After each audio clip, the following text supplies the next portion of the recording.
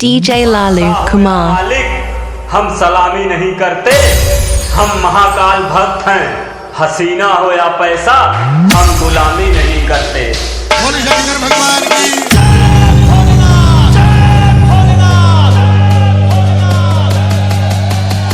मेरी आवाज आप लोगों को साफ सुनाई दे रही है? दे रही है तो दोनों हाथ ऊपर कीजिएगा। ये बात हर हर महादेव, हर हर महादेव,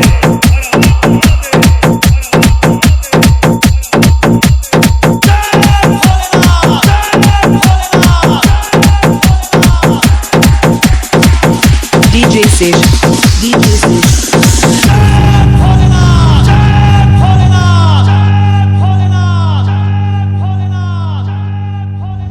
खौफ है जिनके नामों में वो नापते नहीं पैमानों में। संभव है चलाना नाम तो बेटा दम होना चाहिए कारनामों में। DJ Sej। बम बम हो रहा है काशी। हर हर महादेव। बोल बाबा भोलेनाथ की।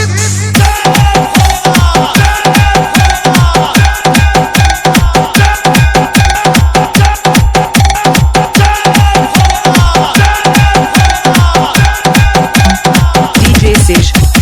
जय महादेव, जय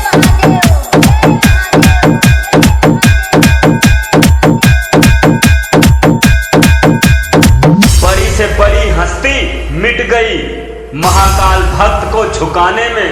बेटा तू कोशिश मत करना, तेरी उम्र गुजर जाएगी मुझे हराने में।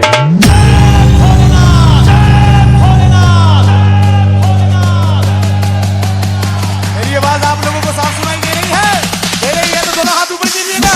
ये बात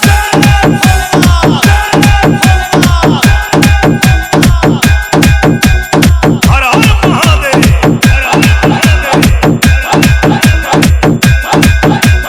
जय महादेव, जय महादेव, जय Mahadev. DJ Sej, DJ Sej, DJ Sej।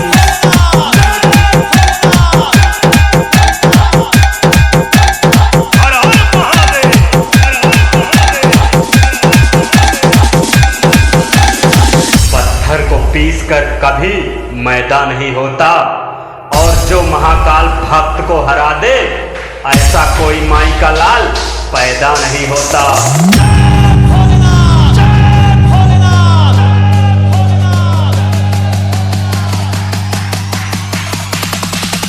बोल बाबा भोलेनाथ की।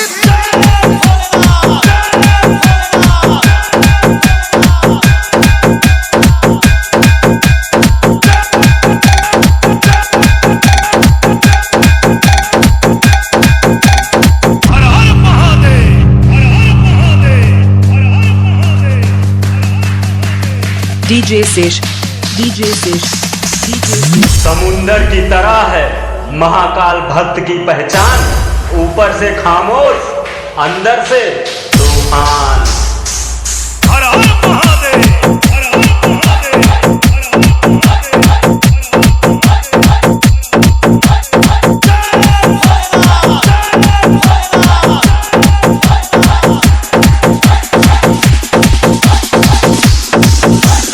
हर हर महादेव, हर हर महादेव, हर हर महादेव।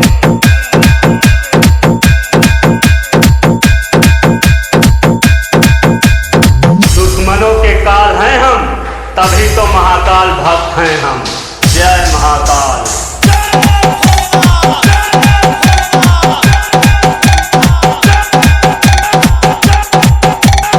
जय Mahadev,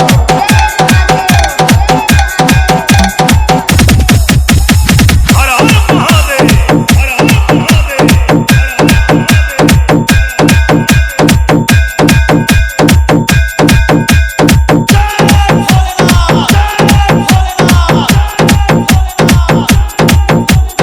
DJ Sej, DJ Sej।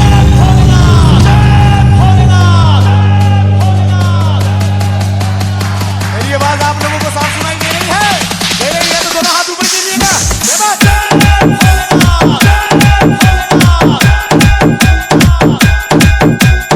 हर हर महादेव, हर हर Mahadev.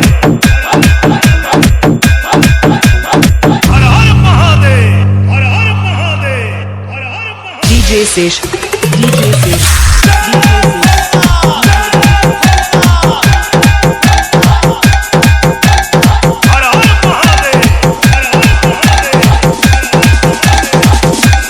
DJ Sesh, DJ Sesh.